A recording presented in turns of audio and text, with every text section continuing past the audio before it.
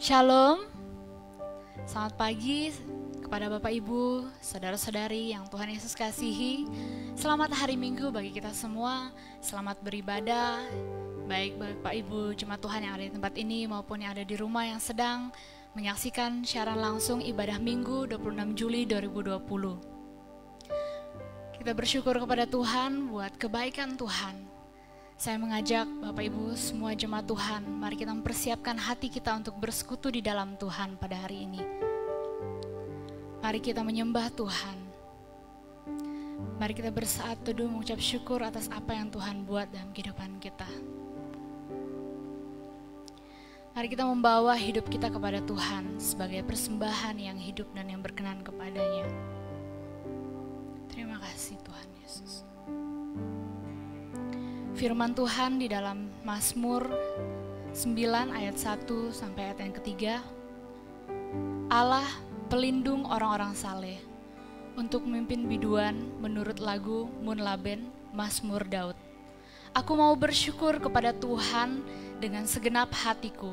Aku mau menceritakan segala perbuatanmu yang ajaib. Aku mau bersukacita dan bersukaria karena Engkau. Bermazmur bagi namamu, ya Maha Tinggi. Mari kita naikkan pujian mengenalmu.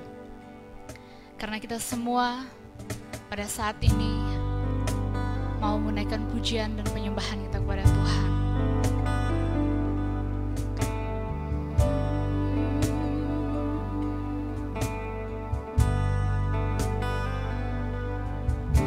Bila ku buka mataku wajahmu, ku terkagum bila ku lihat hidupku dan karya tanganmu. Ku tersanjung karena semua yang hidupku itulah karyamu. Kau beri kesempatan yang baru dan ku ingin mengenalmu Tuhan lebih dalam dari semua yang ku kenal. Tiada kasih yang melebihimu. Ku ada untuk menjadi penyembahmu.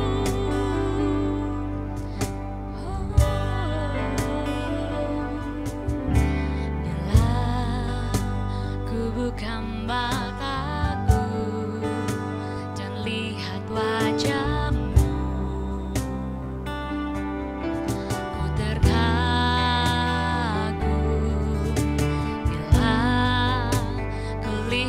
hidupku dan karya tanganmu. Ku tersanjung karena semua yang baik dalam hidupku itulah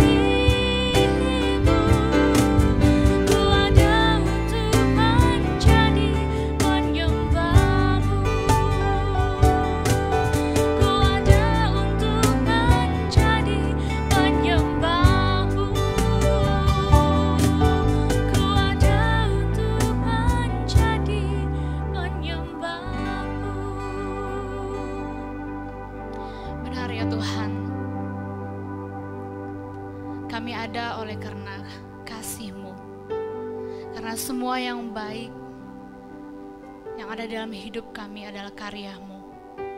Segala situasi yang terjadi dalam hidup kami saat ini Tuhan adalah bagian dari rencana-Mu. Kami mau mengenal Tuhan, kami mau menyembah Tuhan. Kami mohon Engkau memberkati setiap pribadi kami pada saat ini Tuhan. Kami memiliki kerinduan yang begitu dalam untuk mengenal pribadi yang telah menciptakan kami, yang telah memilih kami, yang telah mengasihi kami. Terima kasih Tuhan Yesus. Pada saat ini Tuhan, kami bawa hidup kami kepadamu.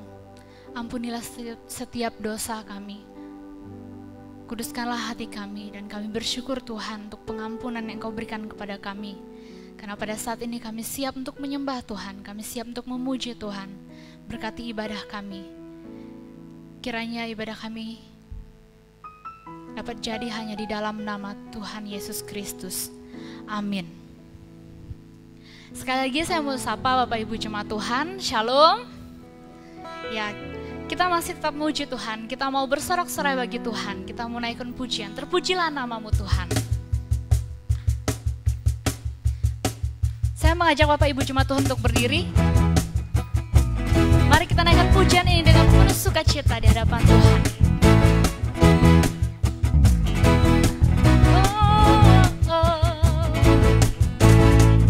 Terpujilah nama-Mu Tuhan, kuat dan penuh kemuliaan. Satu suara kami nyatakan, kebesaran-Mu tetap selamanya.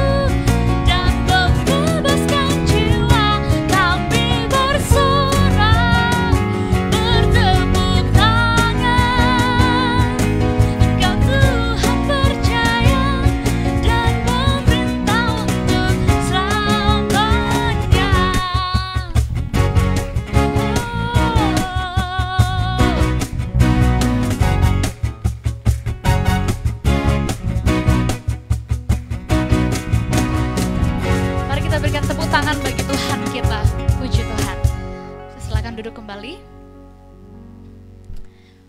Mari kita mempersiapkan hati kita untuk doa bersama, doa syafaat. Kita naikkan suatu pujian, kami perlu Kau Tuhan.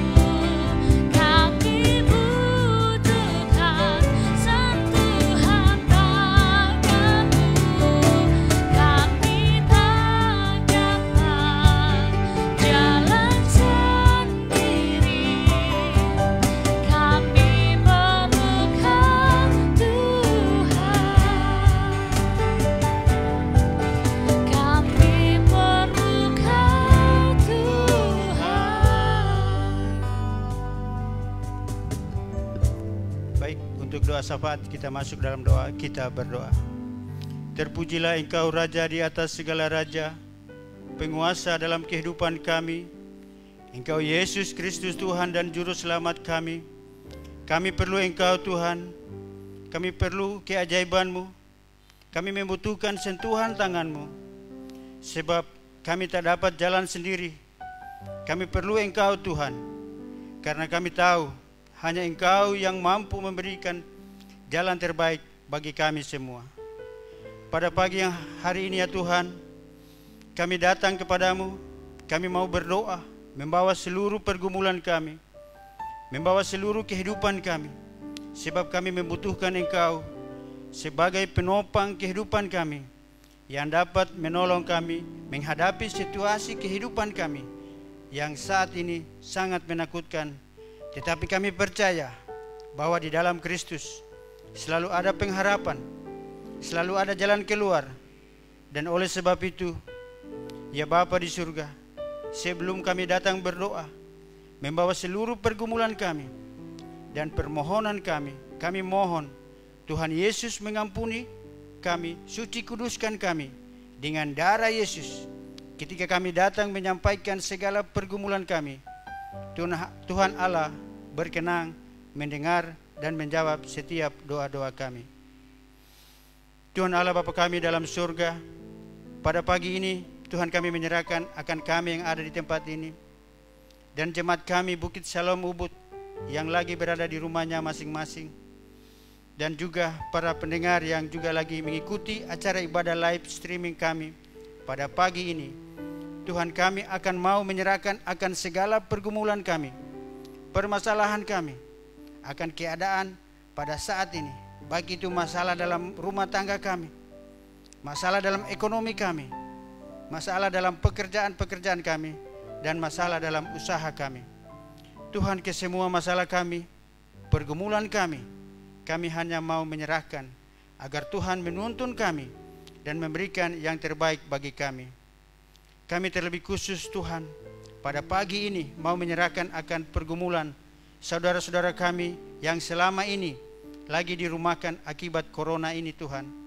Dalam kebingungan mereka dalam menghidupi keluarganya, kami mohon Tuhan yang akan menuntun mereka, agar keberadaan mereka, kehidupan mereka, Tuhan yang akan menuntunnya, dan Tuhan yang memberikan yang terbaik bagi mereka.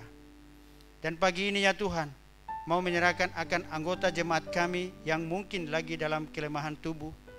Tuhan, hamba-Mu memohon, Tuhan menjamah mereka dan memberkati setiap obat-obatan yang mereka minum, agar melalui obat-obat yang mereka minum, mereka bisa mendapatkan kesembuhan yang sempurna, itu karena kasih-Mu Tuhan.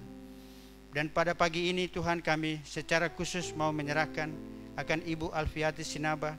Kiranya Tuhan terus menjamah hamba-Mu ini dan memberikan pemulihan yang sempurna, itu karena kasih-Mu Tuhan. Dan pagi ini juga kami teringat akan ibu-ibu yang pada saat ini lagi mengandung.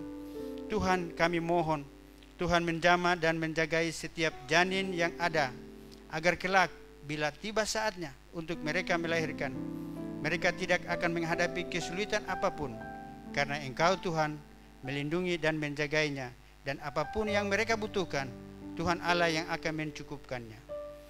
Pada pagi ini kami bersyukur atas anak-anak yang Tuhan Yesus telah anugerahkan buat kami.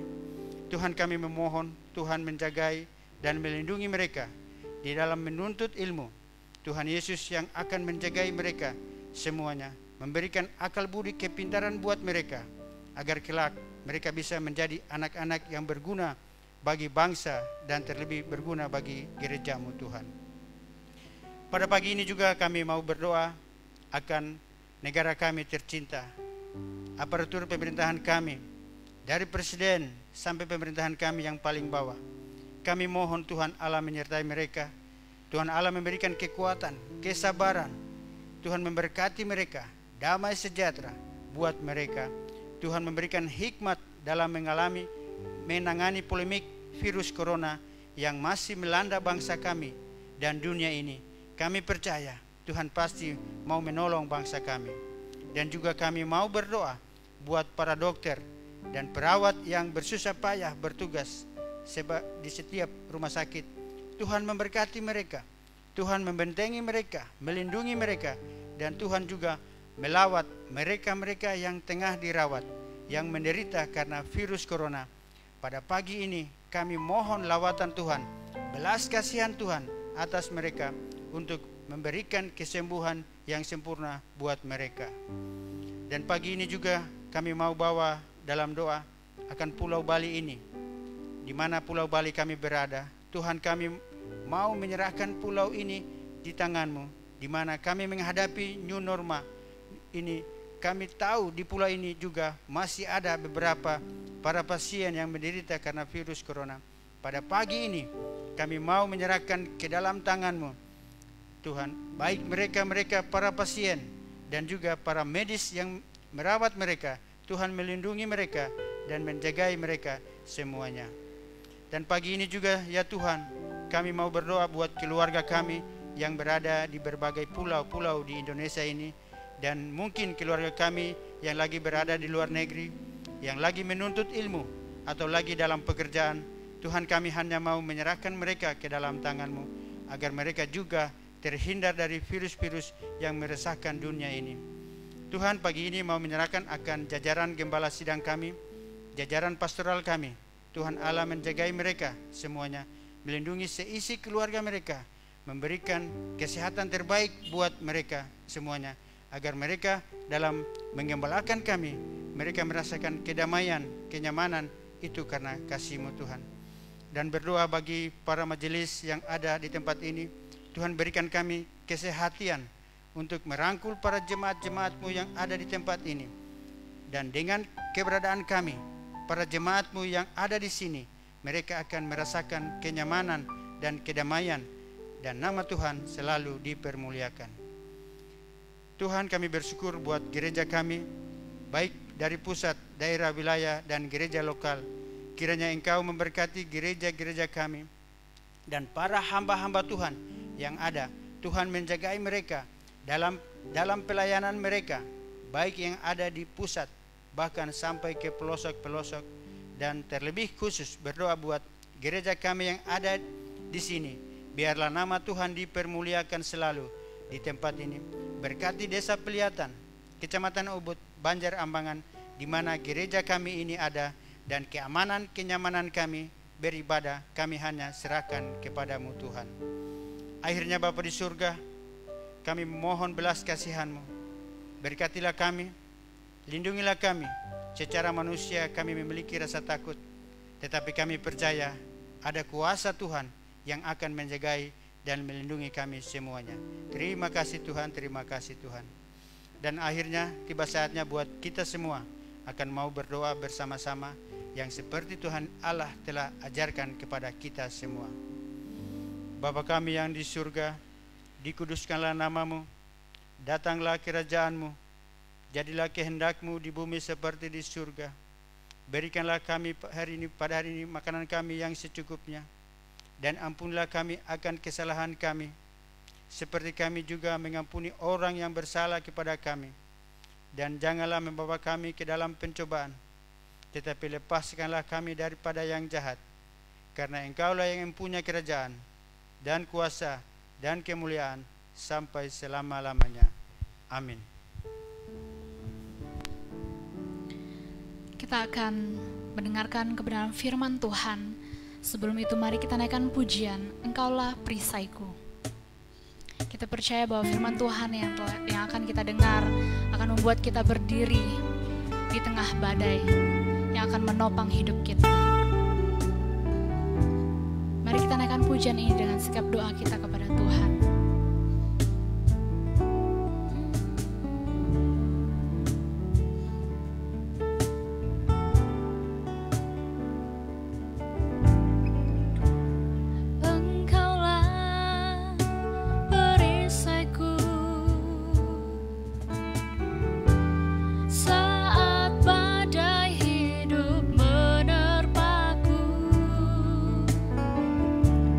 Janji-Mu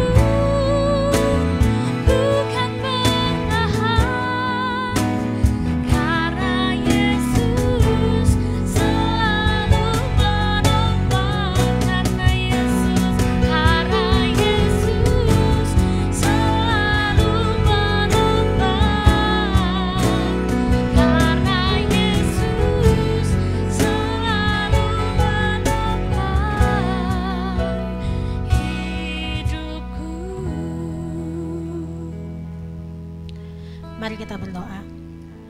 Bapa, kami tahu kalau kami boleh ada sebagaimana kami ada sampai hari ini, itu semua karena anugerah Tuhan, karena Tuhan Yesus yang senantiasa menopang kehidupan kami, firman-Mu yang meneguhkan kami Tuhan. Oleh sebab itu Tuhan, pagi hari ini kami anak-anak-Mu hendak merenungkan kebenaran firman Tuhan. Berbicaralah bagi setiap pribadi kami Tuhan, dalam pikiran kami, dalam hati kami. Kami percaya Tuhan, kebenaran firman Tuhanlah yang dapat menjamah hidup kami dan mengubahkan hidup kami, supaya semakin hari kami semakin serupa dengan Engkau ya Bapa. Terima kasih Tuhan, kami serahkan waktu pemberitaan firman Tuhan dan pembacaan firman Tuhan dalam nama Tuhan Yesus Kristus. Haleluya, amin. Baik, shalom, selamat pagi Bapak Ibu Saudara yang dikasihi Tuhan. Pada pagi hari ini kita akan melihat satu kebenaran firman Tuhan. Saya percaya bahwa kita semua sudah disertai Tuhan, kita semua sudah diberkati Tuhan sampai hari ini. Dan anugerah Tuhan senantiasa menyertai langkah-langkah kita semua, amin. Ya, Bapak Ibu Saudara yang dikasihi Tuhan, ada seorang ayah Kristiani yang masih muda. Dia menjalankan perannya secara serius sebagai seorang ayah. Dia penuh dengan tanggung jawab dan dia menjalankan perannya ini dengan penuh hati yang takut akan Tuhan. Ketika putranya masih bayi, dia dengan setia menemani istrinya membesarkan putranya ini. Dia melindungi putranya dan pada saat putranya sudah beranjak semakin besar, dia menemani anaknya bermain, dia menemani anaknya makan, pergi jalan-jalan. Dia selalu ada buat anaknya itu. Dia memberikan dorongan kepada anaknya supaya anaknya bisa dalam keadaan yang baik, dalam keadaan yang sehat, dalam keadaan yang kuat. Serta dia juga mengajarkan kebenaran-kebenaran kepada anak itu. Dia mengajarkan nilai-nilai moral kepada anak-anaknya itu. Tetapi ketika anaknya mulai remaja, anak ini mulai menolak didikan dari ayahnya. Dia mulai memberontak dan dengan cepat dia memutuskan untuk segera meninggalkan rumah karena dia sudah beranjak dewasa. Dia berpikir demikian. Lalu dengan kebodohannya dia melakukan kesalahan yang fatal dan akhirnya dia tidak tinggal di rumah lagi. Ayahnya tentulah sangat kecewa dengan anaknya ini. Dia sangat kecewa terhadap anaknya atas tindakan yang dia lakukan. Tetapi ayahnya tetap berkata, tidak peduli apapun yang dilakukan oleh anakku ini, dia tetaplah anakku. Dan aku tidak akan berhenti mengasihinya. Dan rumahku selalu terbuka untuk anakku ini. Jika melihat kisah ini, tentunya kita semua akan mengingat satu kisah yang Yesus ceritakan, umpamakan di dalam Alkitab, yaitu kisah tentang anak yang hilang. Mari kita lihat kisah tentang anak yang hilang, yang tersesat seperti domba, yang hidup terpisah dari persekutuan dengan Allah. Dalam kitab Injil Lukas pasal yang ke-15 ayat yang pertama sampai dengan yang ke-32. Injil Lukas pasal 15 ayat yang ke-11 sampai dengan yang ke-32 saya akan membacakan bagi kita. Perumpamaan tentang anak yang hilang. Yesus berkata lagi, ada seorang mempunyai 2 anak laki-laki. Kata yang bungsu kepada ayahnya, Bapa, berikanlah kepadaku bagian harta milik kita yang menjadi hakku. Lalu ayahnya membagi-bagikan harta kekayaan itu di antara mereka. Beberapa hari kemudian, anak bungsu itu menjual seluruh bagiannya itu, lalu pergi ke negeri yang jauh. Di sana ia memboroskan harta miliknya itu dan dengan hidup berfoya-foya. Setelah dihabiskannya semuanya, timbullah bencana kelaparan di negeri itu dan ia pun mulai melarat. Lalu ia pergi dan bekerja pada seorang majikan di negeri itu. Orang itu menyuruhnya ke ladang untuk menjaga babinya. Lalu ia ingin mengisi perutnya dengan ampas yang menjadi makanan babi itu, tetapi tidak seorang pun yang memberikannya kepadanya. Lalu ia menyadari keadaannya. Katanya, betapa banyaknya orang upahan bapakku yang melimpah-limpah makanannya, tetapi aku di sini mati kelaparan. Aku akan bangkit dan pergi kepada bapakku dan berkata kepadanya, Bapa, aku telah berdosa terhadap sorga dan terhadap Bapa. Aku tidak layak lagi disebut anak Bapa. Jadikanlah aku sebagai salah seorang upahan Bapa. Maka bangkitlah ia dan pergi kepada bapaknya. Ketika ia masih jauh, ayahnya telah melihatnya. Lalu tergeraklah hatinya oleh belas kasihan. Ayahnya itu berlari mendapatkan dia, lalu merangkul dan mencium dia. Kata anak itu kepadanya, "Bapa, aku telah berdosa terhadap sorga dan terhadap Bapa. Aku tidak layak lagi disebutkan anak Bapa." Tetapi ayah itu berkata kepada hamba-hambanya, "Lekaslah bawa kemari jubah yang terbaik, pakaikanlah itu kepadanya, dan kenakanlah cincin pada jarinya, dan sepatu pada kakinya. Dan ambillah anak lembu tambun itu, sembelihlah ia, dan bawalah, dan marilah kita makan dan bersuka cita. Sebab anakku ini telah mati dan menjadi hidup kembali, ia telah hilang dan didapat kembali." Maka mulailah mereka bersukaria. Tetapi anaknya yang sulung berada di ladang, dan ketika ia pulang dan dekat ke rumah, ia mendengar bunyi seruling dan nyanyian tari-tarian. Lalu ia memanggil salah seorang hamba dan bertanya kepadanya, apa arti semuanya itu? Jawab hamba itu, "Adikmu telah kembali dan ayahmu telah menyembelih anak lembu tambun karena ia mendapatnya kembali dengan sehat." Maka marahlah anak sulung itu dan ia tidak mau masuk. Lalu ayahnya keluar dan berbicara dengan dia. Tetapi ia menjawab ayahnya, katanya, "Telah bertahun-tahun aku melayani Bapa dan belum pernah aku melanggar perintah Bapa. Tetapi kepadaku belum pernah Bapa memberikan seekor anak kambing untuk bersuka cita dengan sahabat-sahabatku. Tetapi baru saja datang anak Bapa yang telah memboroskan harta kekayaan Bapa bersama-sama dengan pelacur-pelacur, maka Bapa menyembelih anak lembu tambun itu untuk dia." Kata ayahnya kepadanya, "Anakku, engkau selalu bersama-sama dengan aku, dan segala kepunyaanku adalah kepunyaanmu. Kita patut bersuka cita dan bergembira karena adikmu telah mati dan menjadi hidup kembali. Ia telah hilang dan didapat kembali." Pada pagi hari ini kita akan melihat apa ajaran utama yang disampaikan dalam kisah ini sesuai dengan peran yang ada. Di sini kita melihat ada 3 peran yang terdapat di situ. Yang pertama di situ ada bapa, ada anak bungsu dan anak sulung. Kalau secara historis kisah ini Yesus sampaikan Yesus sebagai bapa, Allah sebagai bapa, dan anak bungsu sebagai pemungut cukai dan orang-orang berdosa pada waktu itu yang mendengarkan Yesus, dan anak sulung ini adalah orang-orang Farisi dan ahli Taurat. Dan mereka masing-masing mengambil bagian dalam peran yang disampaikan. Pada masa itu orang menempatkan diri, apakah saya sebagai anak sulung, apakah saya sebagai anak bungsu, atau sebagai bapa. Dan pada masa saat ini pun kita dapat menempatkan diri dengan peran yang ada dalam kisah ini. Di situ ada bapa, di situ ada Allah, lalu ada anak bungsu, yaitu kita semua orang yang terhilang dan kita semua orang yang berdosa. Atau kita adalah anak sulung, yaitu orang yang sudah percaya kepada Yesus dan setia dalam pelayanan. Mari kita lihat apa saja ajaran utama yang terdapat dalam perumpamaan ini sesuai dengan peran yang ada.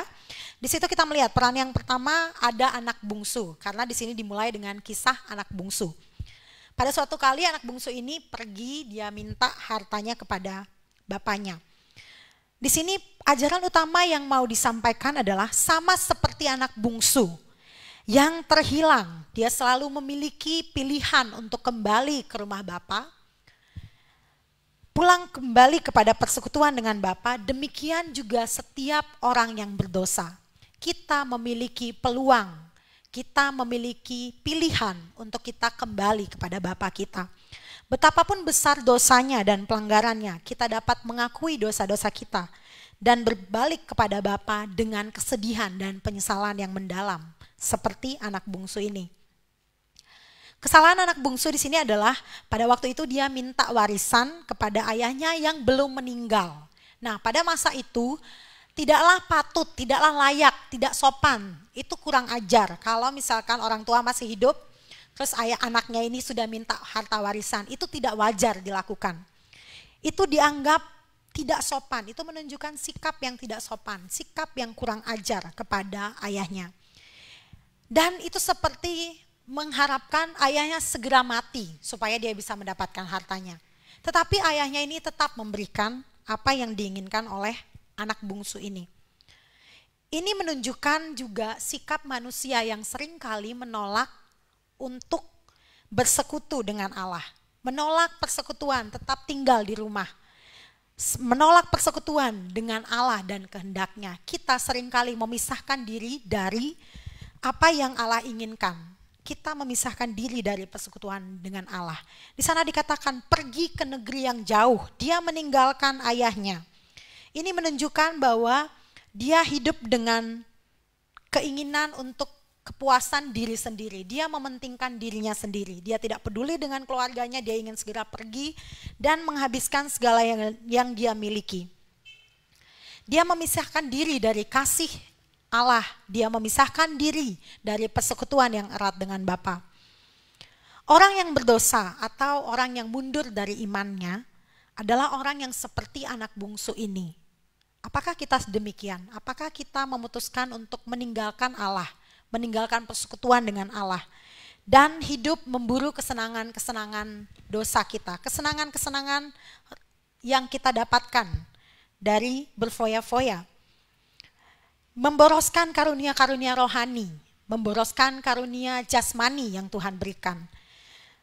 Dan akibat dari dosa yang dilakukan oleh anak bungsu ini, apa yang terjadi kepadanya kita semua sudah membaca, kita semua tahu ceritanya. Dia mengalami kesedihan, dia mengalami kekecewaan, dia terpisah dari Allah, dia menjadi melarat, dia menjadi miskin. Bahkan dia mau makan makanan babi pun tidak ada yang memberikannya kepadanya, tidak ada seorang pun yang memberikannya kepadanya. Akibat dari dosa yang kita lakukan seringkali membuat kita menjadi terpuruk dan membuat kita menjadi malu. Pastinya kita menjadi malu kalau kita melakukan dosa di hadapan Tuhan, pasti kita menjadi malu untuk berdoa kepada Tuhan. Saya sendiri pernah mengalaminya. Waktu kita melakukan dosa di hadapan Tuhan, kita menjadi malu untuk berdoa kepada Tuhan.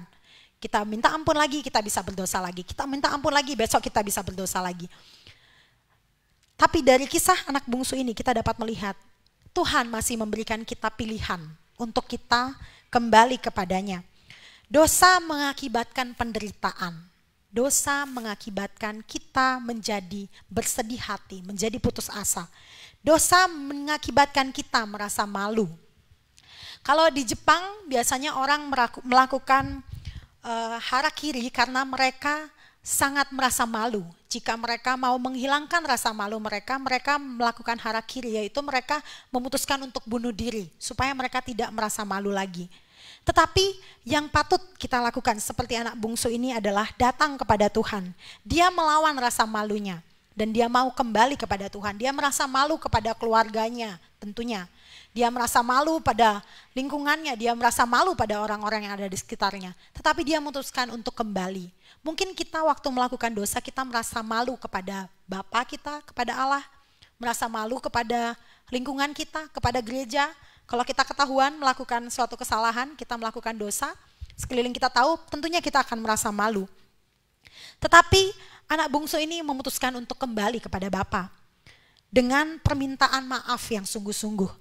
Dia berkata di dalam ayat yang ke-17 di sana dikatakan, ia menyadari keadaannya.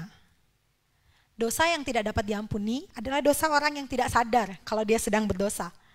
Orang yang berdosa, dia tidak tahu, dia tidak sadar, dia tidak menyadari keadaannya, maka tidak akan ada pengampunan bagi dia. Karena dia tidak mengaku dia berdosa. Tetapi anak bungsu ini mau datang kepada Bapa. Dia mengakui kesalahannya. Dia berkata bahwa aku telah berdosa terhadap sorga dan terhadap Bapa. Aku tidak layak disebut anak Bapa. Jadikanlah aku salah satu upahan Bapa. Pada masa itu orang upahan adalah orang yang lebih rendah statusnya daripada budak. Kita pernah tahu sama-sama bahwa budak itu biasa dibeli di pasar budak. Jadi di sana bukan cuma jualan sayuran gitu ya. Tapi pada masa itu mereka menjual budak juga. Orang diperjualbelikan. Nah budak itu dibeli oleh tuannya dan ikut tinggal dalam rumah tuannya. Tetapi orang upahan berbeda dari budak. Orang upahan tidak punya status sama sekali. Dia tidak punya tempat untuk tinggal, dia tidak punya makanan yang tetap seperti budak. Kalau budak dia masih. Anak ini menyadari keadaannya dan dia tahu dia tidak layak mendapatkan pengampunan Bapa sebagai anak. Dan dia memutuskan untuk menjadi orang upahan saja. Ketika dia pergi dari rumahnya, Dia berkata, berikanlah kepadaku apa yang menjadi hakku. Seolah-olah dengan keangkuhan dia mementingkan diri sendiri, dia pergi. Tetapi ketika dia kembali kepada Allah, dia kembali kepada Bapa, dia menunjukkan satu sikap permohonan dengan kerendahan hati. Permintaan maaf dari lubuk hati tidak dapat mengubah masa lalu, tetapi itu dapat mencerahkan masa depannya. Dia mengakui kesalahannya dan dia kembali kepada Bapa. Dia mengakui, dia minta maaf dengan sungguh-sungguh. Permintaan maaf yang sungguh-sungguh merupakan langkah awal dari pengampunan. Jika Bapak Ibu Saudara kita pernah melakukan kesalahan dan kita minta maaf dengan sungguh-sungguh, pastilah orang yang kita lakukan kesalahan kepada orang itu, pasti orang itu akan tergerak hatinya. Amarah yang begitu besar akan mulai luluh. Hati yang keras mulai luluh waktu kita mau minta maaf. Tapi coba misalkan anak kita di rumah, anak-anak minta maaf sama orang tuanya. Maaf mah gitu. Pasti anak itu, orang tua pasti tidak akan tergerak, ini anak minta maaf atau ngajak berantem gitu ya. Tapi kalau kita minta maaf dengan kesungguhan hati, dengan kesedihan, dengan penyesalan yang mendalam, maka tentunya itu akan meluluhkan hati dari orang lain. Meluluhkan hati Bapa, meluluhkan hati sesama kita. Berani mengakui kesalahan. Seringkali kita tidak berani mengakui kesalahan yang kita perbuat. Yesus menggambarkan anak bungsu ini sebagai situasi manusia secara umum. Kita suka memberontak, kita suka melawan kasih Allah. Kita suka memisahkan diri dari Allah. Kita lebih memilih untuk melakukan tindakan-tindakan yang tidak benar daripada datang ke gereja, beribadah kepada Tuhan, mengalami persekutuan dengan Tuhan. Kita seringkali memilih untuk membenci sesama kita daripada mengasihi mereka. Kita seringkali memilih untuk melakukan tindakan-tindakan yang jahat. Namun seperti anak bungsu ini, dia selalu punya pilihan untuk kembali kepada Bapa. Demikian juga kita semua. Kepulangan kita kepada Allah membawa pemulihan status kita sebagai anak. Jika kita mau datang kepada Bapa dengan sungguh-sungguh, maka Tuhan akan memulihkan status kita sebagai anak. Dalam Mazmur pasal 32 ayat 5, mari kita lihat. Mazmur pasal 32 ayat 5 di sana dikatakan, dosaku kuberitahukan kepadamu dan kesalahanku tidaklah kusembunyikan. Aku berkata, aku akan mengaku kepada Tuhan pelanggaran-pelanggaranku dan Engkau mengampuni kesalahan karena dosaku. Jika kita mau datang kepada Tuhan, maka Dia akan mengampuni setiap dosa-dosa kita. Ajaran utama dari peran yang pertama dari anak bungsu ini, seperti anak bungsu yang punya pilihan kembali kepada Bapa. Demikian juga kita. Kita punya pilihan jika saat ini kita terhilang, kita jauh dari Tuhan. Kita diberikan pilihan. Selagi kita masih hidup, kita punya kesempatan untuk kembali kepada Bapa. Ajaran utama yang kedua dari peran yang kedua di situ yaitu Bapa. Sama seperti Bapa memberi waktu dan peluang untuk bertobat serta mengampuni anak yang hilang ini, demikian juga Bapa menawarkan pengampunan yang sama kepada kita. Dia mengampuni kita, Dia menawarkan pengampunan dosa dan persekutuan untuk kembali kepadanya. Dia mau memberikannya kepada kita meskipun kita tidak layak menerimanya. Adakah kita yang layak di sini? Adakah kita di tempat ini yang lebih layak satu dengan yang lainnya? Adakah kita yang tidak berdosa di sini? Kita semua melakukan dosa, kita semua melakukan pelanggaran. Sama seperti anak bungsu yang melakukan dosa. Dan sama seperti anak sulung pun yang melakukan dosa di hadapan Bapa. Kebenaran yang penting dari tanggapan Bapa di sini adalah yang pertama kita lihat, Allah mempunyai belas kasihan bagi mereka yang terhilang oleh karena keadaan mereka yang menyedihkan. Di sini diceritakan bahwa anak bungsu dari kejauhan Bapa sudah melihatnya dan Bapa berlari menghampiri anak ini. Itu menunjukkan bahwa Bapa memiliki hati yang penuh dengan belas kasihan. Bapa pastilah tergerak oleh belas kasihan melihat keadaan anak ini. Dia sudah melarat, dia tidak punya apapun. Pasti keadaannya compang-camping. Maka Bapa mengaruniakan kepadanya pakaian yang terbaik. Karena sebelumnya pasti waktu dia pulang dalam keadaan yang berantakan. Bapa tahu akibat dari dosa yang kita alami, kita hidup dalam kekecewaan, kita hidup dalam kesedihan, dalam keterpurukan. Bapa mengetahui segalanya itu. kita melihat dari hal ini, kebenaran penting bahwa kasih Allah begitu besar sehingga tidak putus-putusnya bagi kita. Walaupun Bapa bersedih hati karena keadaan anak ini, karena dia meninggalkan Bapa, pasti Bapa kecewa. Tetapi Bapa punya kasih yang besar, yang bersedia untuk menunggu waktu kita kembali kepadanya. Allah menunggu kita semua untuk kembali kepadanya. Apakah kita seperti anak yang terhilang ini? Kita pergi meninggalkan Bapa, meninggalkan persekutuan. Allah mau kita untuk kembali kepadanya, meskipun kita tidak layak. Ketika kita kembali, Allah sudah siap menerima kita kembali. Dia membuka tangannya dan menerima kita. Dia mengaruniakan kepada kita jubah yang terbaik, mengaruniakan cincin dan sepatu. Ini menunjukkan tanda penerimaan kembali. Tanda bahwa kita diberikan kembali status kita sebagai anak-anak yang terhilang.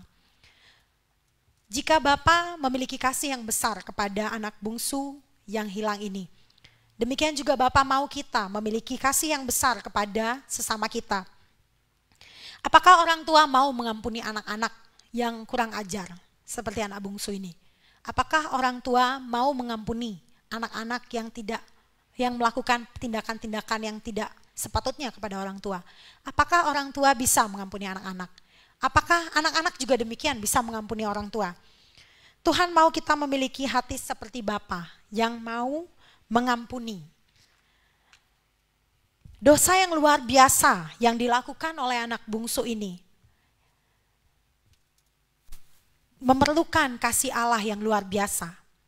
Dosa yang luar biasa memerlukan kasih yang luar biasa. Pelanggaran yang luar biasa memerlukan kasih Allah yang luar biasa. Jika kita melakukan dosa di hadapan Allah, maka kasih Allah juga begitu besar untuk menerima kita. Jika kita kembali kepada Allah. Pada masa itu dalam adat timur orang Israel, kalau seorang ayah berlari menghampiri anaknya yang kurang ajar, itu bukanlah sesuatu yang layak juga untuk dilakukan. Tetapi itu dilakukan oleh Bapa. Sama seperti Yesus Kristus yang datang kepada dunia ini. Dia memberikan dirinya, dia mati bagi kita semua. Walaupun kita tidak layak, itu adalah menunjukkan kasih Bapa yang begitu besar bagi orang-orang yang tidak layak, kayak kita semua, kayak saya, kayak kita semua. Itu Tuhan lakukan karena kasihnya yang begitu besar. Kita ini orang-orang yang tidak layak untuk diselamatkan. Kita kurang ajar, kita tidak taat kepada Bapa. Tetapi Allah memiliki kasih yang luar biasa bagi kita semua. Yesus rela memberikan dirinya. Dia memberikan yang terbaik bagi kita semua karena dia mengasihi kita. Allah membuka tangannya yang penuh dengan kasih dan menyambut kita waktu kita mau kembali kepadanya. Ajaran yang kedua adalah Bapa memiliki kasih yang besar. Dia memberikan kita waktu dan peluang. Selagi kita masih hidup, dia memberikan kita kesempatan untuk kita mau kembali kepada Bapa. Dan dengan kasihnya yang besar, dia akan menerima kita. Dia akan mengampuni kita. Ajaran utama yang ketiga dari peran yang ada di sini yaitu dari anak sulung. Sama seperti anak sulung yang tidak boleh iri hati terhadap penyambutan adiknya yang terhilang tetapi bersukaria, demikian juga semua orang yang mengaku pengikut Kristus. Kita haruslah bergembira dan tidak marah serta jengkel terhadap pertobatan orang lain, dan kita tidak menjadi iri hati terhadap berkat-berkat yang diterima oleh orang lain. Sebab kasih Bapa itu besar kepada orang yang tidak layak untuk menerimanya. Kita akan melihat di sini, selain anak bungsu yang terhilang, yang jauh, mungkin kalau dilihat di sini, mungkin anak bungsu itu kelihatan banget dia meninggalkan bapaknya karena dia pergi ke negeri yang jauh. Tetapi anak sulung ini dia menjadi terhilang di rumahnya sendiri. Dia tinggal dengan Bapa, tetapi dia menjadi anak yang terhilang juga. Dia merasa marah, dia merasa iri hati. Dia menunjukkan kepahitannya dan kekecewaannya dengan tidak mau bergabung dalam pesta yang dilakukan. Di ayat yang ke-30 dia berkata, anak Bapa yang pergi. Anak Bapa, dia tidak menyebut itu sebagai saudaranya. Dia menyebutnya anak Bapa. Mungkin kalau kita lagi jengkel sama seseorang, kita tidak menyebut nama orang itu ya. Kita lebih suka ngomong orang itu. Walaupun itu mungkin saudara kita, mungkin orang yang dekat sama kita, kita bilang orang itu. Saya tidak kenal orang itu, mungkin kayak gitu ya. Di situ anak sulung berkata anak Bapa. dia menunjukkan bahwa dia menjadi iri hati kepada bapa yang mau menerima anak bungsu yang hilang ini. Sikap dari anak sulung ini bisa membuat orang yang mau percaya kepada bapa untuk pergi dari bapa. Jika anak bungsu ini pulang dan yang dijumpai pertama adalah anak sulung, mungkin dia tidak jadi pulang. Karena pasti anak sulung ini akan marah-marah sama dia, akan berkata kasar sama dia, mungkin akan mengusir dia. Tetapi bapa yang terlebih dahulu menjumpai anak ini. Anak sulung menjadi iri hati. Dia memilih kemarahan daripada penerimaan kembali. Dia memilih untuk mengingat-ingat kesalahan yang dilakukan oleh adiknya daripada penerimaan kembali. Kita sepatutnya sebagai pengikut Kristus, kita haruslah bergembira jika ada saudara-saudara kita yang mau bertobat, yang mau kembali kepada Bapa. Bukan kita malah mencibir mereka dan menggosip tentang mereka, kita malah marah kepada mereka, kenapa Tuhan mengampuni mereka, kita malah jengkel, dan kita mungkin cemburu sama mereka karena berkat-berkat yang mereka miliki. Bahkan di ayat yang ke-29 di sana dia katakan, aku telah bertahun-tahun aku melayani Bapa. Nah, ada suatu terjemahan modern berbunyi begini, coba lihat, aku sudah memperbudakkan diri kepadamu bertahun-tahun, dan sekarang ini seolah-olah menunjukkan bahwa dia ingin membandingkan dirinya bahwa dia lebih baik, lebih benar. Aku sudah melakukan ini dan itu untuk pekerjaan Tuhan, aku sudah melakukan ini dan itu, aku sudah melayani, aku sudah berbuat baik, aku sudah menolong orang yang sakit, udah menghibur ini. Kenapa Bapak lebih memberkati orang itu? Kenapa hidupku tidak diberkati seperti dia? Seperti anak sulung ini, dia menunjukkan rasa yang lebih benar dan rasa kasihan kepada diri sendiri. Aku sudah melayani ini, tapi kenapa seperti ini? Dan dia berkata, dia membandingkan diri, seekor anak kambing tidak Bapak berikan kepadaku, tetapi lembu tambun diberikan. Lembu tambun itu harganya tentu lebih mahal daripada kambing, seekor kambing. Dan pesta yang besar diadakan bagi anak bungsu ini. Dia menjadi iri hati. Dia lupa bahwa anak bungsu itu adalah saudara kandungnya, yang harusnya dia menjadi bersukacita karena hal itu. Apakah kita sebagai orang yang percaya juga demikian? Kenapa Tuhan tidak kasih saya ini dan itu? Kenapa Tuhan lebih memilih untuk memberikan orang yang seperti dia? Dia kan tidak lebih baik dari saya. Kenapa Tuhan lebih mengasihi dia? Kenapa Tuhan kasih dia rumah sedangkan saya ngekos? Kenapa Tuhan kasih dia mobil baru sedangkan saya masih jalan kaki? Mungkin kita membandingkan diri dengan hal-hal yang demikian. Padahal saya sudah setia pelayanan. Kenapa Tuhan lebih memberikan dia berkat-berkat daripada saya? Dan masih banyak lagi, mungkin kita menggerutu seperti anak sulung ini. Anak sulung ini melambangkan orang-orang yang memiliki satu bentuk agama, rajin beribadah, rajin pelayanan, kehidupannya terlihat sangat rohani, tetapi dalam hatinya mereka terpisah jauh dari Bapa. Kita terhilang di rumah kita sendiri. Kita ada tinggal bersama Bapa, tapi kita menyimpan hal-hal yang tidak benar. Ketika amarah mencengkram hati kita, itu akan meracuni pikiran dan tindakan kita. Anak sulung ini, dia memilih untuk tenggelam dalam amarahnya. Dan kita dapat melihat juga di sini, kasih Bapa juga sama kepada anak yang sulung ini. Walaupun dia terhilang di rumah sendiri, Bapa mau untuk merangkulnya kembali. Ini sama seperti gambaran bagi orang-orang Farisi dan orang Taurat, ahli-ahli Taurat yang menganggap diri mereka benar karena mereka tidak melanggar satupun dari hukum Taurat Musa. Itulah yang membuat mereka merasa diri paling benar. Mungkin kita juga gitu ya di gereja, kita merasa, oh saya sudah melakukan semua perintah Tuhan, saya sudah melakukan ini, saya sudah merasa paling benar. Gak ada orang yang paling benar selain saya. Yang lain di sini salah semua, cuman saya yang paling benar. Jadi saya yang harus dipatut diteladani. Mungkin kita menjadi sombong, kita menjadi tinggi hati karena hal ini. Kita menyimpan kesalahan dan tidak mau mengampuni. Tetapi Tuhan menunjukkan bahwa orang yang paling tidak layak menerima kasih karunia tetap adalah orang yang sebenarnya paling layak untuk menerimanya. orang yang paling banyak melakukan kesalahan. Tuhan mau memberikan pengampunan kepada mereka. Ajaran penting bagi kita semua dari kebenaran firman Tuhan ini. Jika kita adalah anak bungsu yang terhilang, jauh dari persekutuan gereja, kita nggak mau beribadah kepada Tuhan, nggak mau bersekutu, kita nggak mau berdoa juga kepada Tuhan, kita orang yang berdosa hidup dalam kesia-siaan dunia ini. Kita seperti anak bungsu ini, kita diberikan pilihan untuk dapat kembali kepada Bapa, atau kita seperti anak sulung yang terhilang dalam rutinitas gereja kita. Mungkin kita memiliki hubungan yang terlihat dekat kepada Bapa, tetapi sebenarnya kita jauh dari Tuhan. Kita rajin, tetapi belum tentu kita punya hubungan yang dekat dengan Bapa. Jika kita terhilang seperti anak bungsu dan anak sulung ini, Bapa memberikan kesabaran yang sama kepada kita semua. Dia membuka tangannya dan mau menerima kita kembali.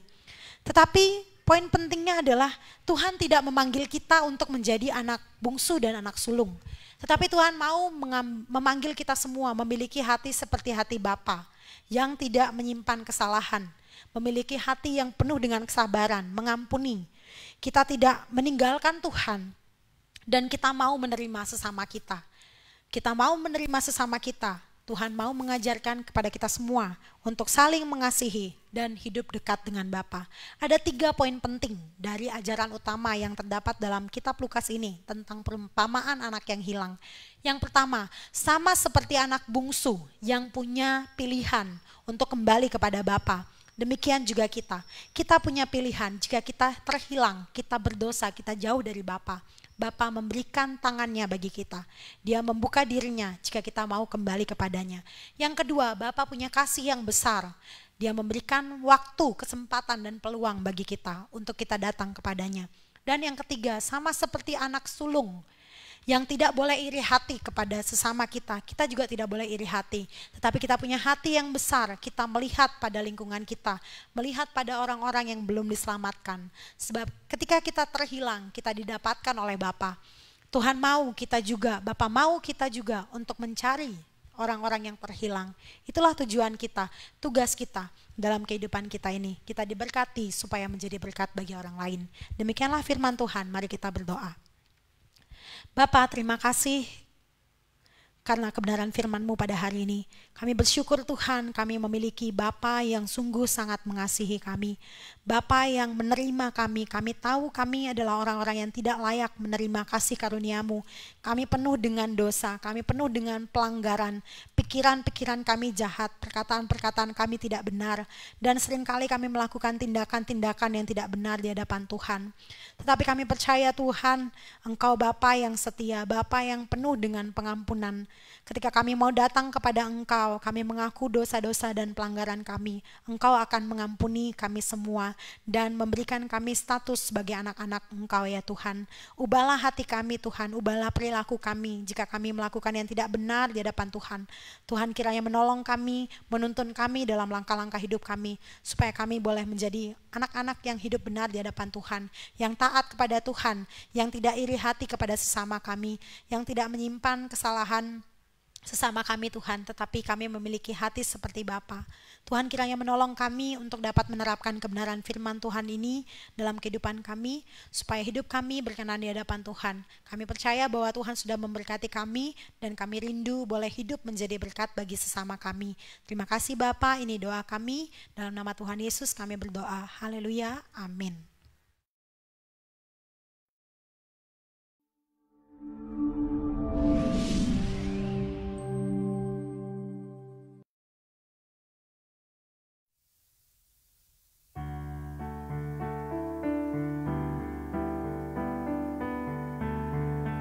Shalom Bapak Ibu Saudara-saudari yang terkasih dalam Tuhan.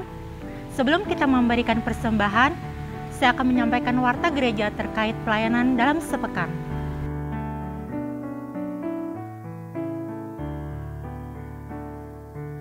Ibadah Raya Minggu 2 Agustus 2020, pelayanan firman akan dilayani oleh Bapak Pendeta Alfred Tololiu MTH, worship leader oleh Evangelis Demos Runtukahu STH, doa syafaat oleh Bapak Heri Nur Hanjoko SOS MM, doa persembahan oleh Ibu Manik Rupini, dan pelayanan perjamuan kudus oleh Ibu Mani Krupini. Kami sampaikan bahwa hosti dan anggur dapat diambil pada hari Kamis tanggal 30 Juli sampai hari Sabtu tanggal 1 Agustus 2020 di Pastori. Pengambilan hosti dan anggur disertai dengan pengambilan sembako tahap 6. Ibadah doa pada hari Jumat 31 Juli 2020 pukul 19.00 WITA akan disiarkan langsung melalui akun Facebook Alfred Tololiu dan akan dilayani oleh Bapak Heri Nurhan Joko. Ibadah sekolah minggu online pada hari Minggu 2 Agustus 2020 pukul 9.00 WITA akan disiarkan langsung melalui akun YouTube GKII Bukit Shalom Ubud. Kami himbau kepada Bapak Ibu untuk dapat mendampingi anak-anak dalam mengikuti siaran online berikut. Gembala dan staf beserta Badan Pengurus Jemaat mengucapkan selamat ulang tahun bagi Bapak Ibu Saudara-saudari yang berulang tahun dalam minggu ini. Selamat ulang tahun, Tuhan Yesus memberkati. Demikianlah warta gereja yang dapat disampaikan. Saya mengucapkan selamat hari Minggu, Tuhan Yesus memberkati.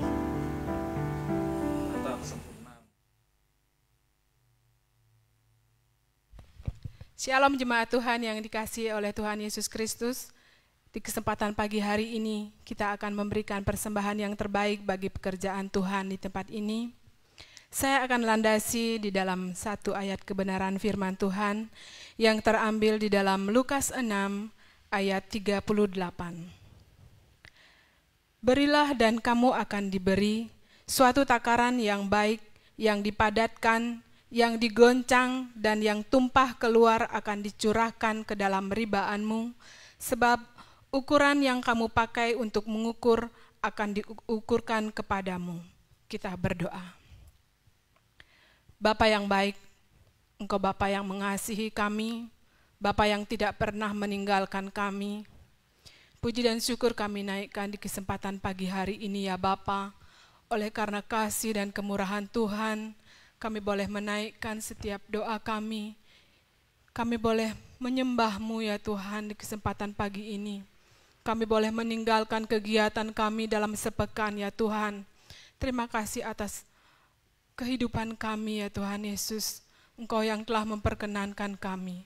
Di kesempatan pagi hari ini Tuhan, kami akan memberi persembahan yang terbaik bagi pekerjaan Tuhan di tempat ini. Baik persembahan persepuluhan, persembahan misi, pembangunan, ataupun yang lainnya Bapa. Kiranya Tuhan akan memberkati setiap tangan-tangan yang boleh memberi ataupun yang belum dapat memberi. Kiranya semuanya itu boleh mempermuliakan nama Tuhan saja. Terima kasih Bapa, terima kasih Yesus. Kami siap memberi hanya di dalam nama Tuhan Yesus Kristus Allah kami. Kami sudah bersyukur dan berdoa. Haleluya. Amin. Kita akan memberikan persembahan, kita naikkan pujian dalam nyanyian kemenangan iman nomor 189. Dalam hatiku ada gemar.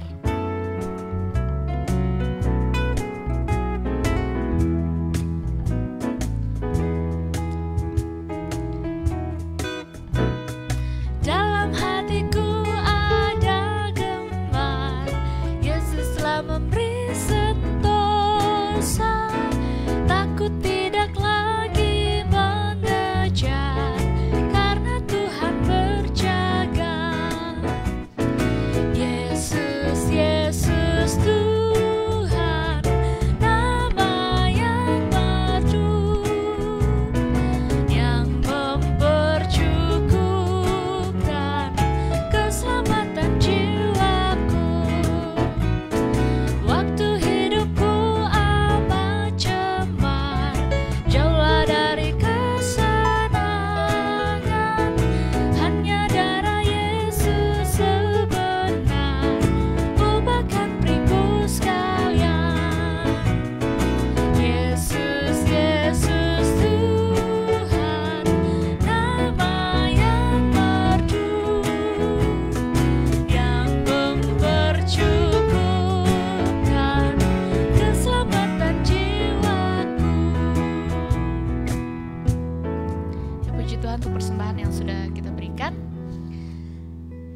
kesempatan ini saya bersyukur kepada Tuhan. Saya mengambil waktu untuk mengucapkan terima kasih saya kepada seluruh jemaat Tuhan. Seperti yang Bapak, Ibu, Saudara-saudari telah lihat waktu saya datang, saya menyapa di altar, ya, di depan Bapak, Ibu jemaat Tuhan. Karena situasi pandemi yang terjadi di tahun ini yang tidak pernah kita duga akan terjadi seperti ini dan kita ibadah online. Jadi saya mau ngambil kesempatan pada saat ini menyampaikan ucapan terima kasih saya kepada seluruh badan pengurus jemaat, dan juga saya mengucapkan terima kasih kepada Bapak Gembala, kepada Ibu Gembala, dan semua keluarga pastori yang selama ini mendukung saya selama saya mengikuti PKL di tempat ini. Ya, sebenarnya saya gugup untuk menyampaikan ini di hadapan jemaat Tuhan melalui streaming. Ya, saya sangat mengucapkan terima kasih karena sudah mendukung saya dalam doa, sudah memberikan saya kesempatan untuk melayani di tempat ini, dan ternyata lebih daripada 6 bulan saya ada di tempat ini karena ya di Bali itu luar biasa, sangat ya dibilang nyaman juga, tapi saya juga harus pulang, saya harus kembali melanjutkan studi saya. Dan saya juga harus kembali pulang ke Kalimantan. Jadi saya berterima kasih kepada seluruh jemaat Tuhan. Saya juga mau mengucapkan terima kasih kepada organisasi yang ada di gereja ini, yaitu kepada Perkawan. Terima kasih telah memberikan saya kesempatan untuk melayani walaupun cuma beberapa kali waktu sebelum pandemi. Dan juga saya berterima kasih kepada Perkarya, kepada teman-teman pemuda yang ada di tempat ini. Terima kasih juga kepada sekolah minggu, guru-guru sekolah minggu. Saya diberikan kesempatan untuk melayani sekolah minggu dan puji Tuhan bisa melayani melalui online juga. Ini pengalaman pertama saya.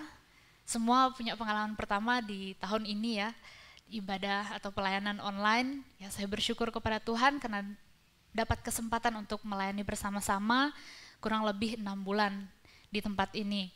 Dan saya juga mau meminta maaf yang sedalam-dalamnya kepada seluruh jemaat Tuhan, kepada keluarga pastori, tim pelayanan tempat ini. Saya minta maaf jika ada sikap saya, perkataan saya, sifat saya yang tidak berkenan, yang tidak menyenangkan hati Bapak Ibu jemaat Tuhan semuanya. Saya mohon maaf, itulah kelemahan saya. Saya minta maaf yang sedalam-dalamnya, dan saya juga merasa memang belum begitu maksimal selama PKL di tempat ini. Tapi saya tetap mengucap syukur karena boleh banyak belajar di dalam situasi yang sangat berbeda di masa PKL saya. Ya, saya berterima kasih dan saya mohon mengucapkan salam perpisahan itu bukan hal yang mudah ya. Itulah, setiap ada pertemuan pasti ada perpisahan. Terima kasih Bapak Ibu jemaat Tuhan, Tuhan Yesus memberkati. Saya harap kita masih bisa bertemu, walaupun kita jauh saat ini, kita dekat di media sosial. Kita dekat di Instagram, di status Facebook, WA, ya itulah yang mendekatkan kita sekarang. Ya, puji Tuhan, terima kasih, Tuhan Yesus memberkati. Selamat hari Minggu. Bapak Ibu dan saudara-saudara yang kasih dalam Tuhan, sebagai gembala jemaat di tempat ini bersama dengan tim pastoral dan juga semua badan pengurus jemaat dan seluruh anggota jemaat tentunya menyampaikan banyak-banyak terima kasih kepada Saudari Eva yang telah melaksanakan salah satu tuntutan akademik dari Sekolah Tinggi Teologi Jeffrey Jakarta yang sudah menyelesaikan kurang lebih 6 bulan, walaupun mungkin aktifnya 3 bulan dan non-aktif 3 bulan juga, namun ada bonus 1 bulan. Jadi kami tentunya sangat berterima kasih kepada Saudari Eva yang juga tentunya banyak membantu jemaat Tuhan di tempat ini dalam pelayanan-pelayanan, dan juga saya sebagai pimpinan jemaat tentunya memohon maaf mungkin sekiranya ada kata, tindakan, dan barangkali apa saja yang barangkali mengecewakan Saudari Eva, ya kami mohon maaf. Dan saya ingin menyampaikan kepada semua jemaat, Saudari Eva akan kembali tanggal 30 Juli 2020. Jamnya belum tahu, tetapi yang pasti tanggal 30. Dan bagi Bapak Ibu, pimpinan-pimpinan persekutuan pelayanan yang ada di tempat ini, bagi Bapak Ibu yang mungkin ingin memberikan kesan dan pesan melalui bingkisan, tentu Saudari Eva sangat terbuka sekali ya. Beliau sangat membutuhkan dukungan dari kita, bukan saja melalui doa, tetapi kalau Bapak Ibu punya cendera mata, mungkin ada barangkali kelebihan berkat di masa-masa pandemik ini, mari bantu Saudari Eva yang akan kembali pada tanggal 30 Juli ini. Kiranya Tuhan Yesus memberkati Saudari Eva dalam menyelesaikan studinya di Jakarta, dan kiranya selesai tepat pada waktunya. Jadi Saudari Eva akan mengambil waktu lagi ke Kalimantan untuk bersama dengan keluarga, dan dari Kalimantan akan ke Jakarta untuk menyelesaikan program S1 di Sekolah Tinggi Teologi Jeffrey Jakarta. Tuhan Yesus memberkati Saudari Eva ya. Bapak Ibu, kita akan mengakhiri rangkaian ibadah kita pada siang hari ini. Saya mengundang Bapak Ibu untuk bangkit berdiri. Marilah kita bersama-sama mengikrarkan pengakuan iman rasuli sebelum kita menerima doa berkat. Kita mulai. Aku percaya kepada Allah, Bapa yang Maha Kuasa, Khalik langit dan bumi, dan kepada Yesus Kristus anaknya yang tunggal Tuhan kita, yang dikandung daripada Roh Kudus, lahir dari anak darah Maria, yang menderita di bawah pemerintahan Pontius Pilatus, disalibkan, mati dan dikuburkan, turun ke dalam kerajaan maut. Pada hari yang ketiga, bangkit pula dari antara orang mati, ke surga, duduk di sebelah kanan Allah, Bapa yang Maha Kuasa, dan akan datang dari sana untuk menghakimi orang yang hidup dan yang mati.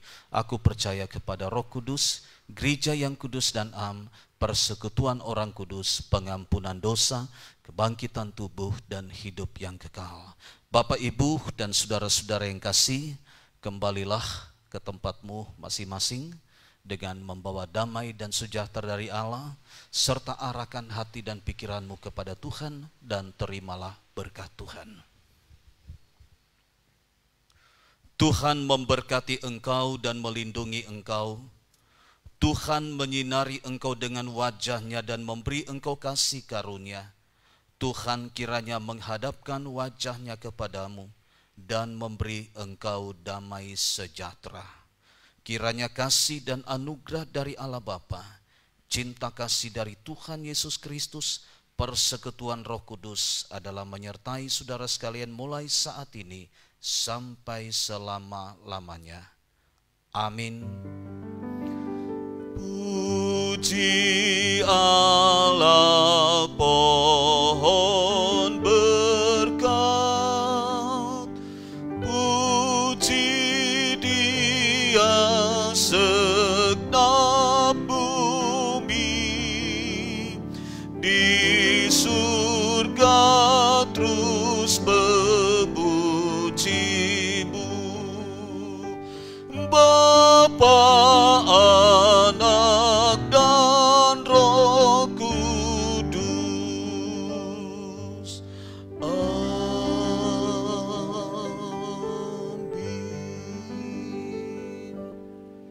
Mari kita mengambil saat teduh.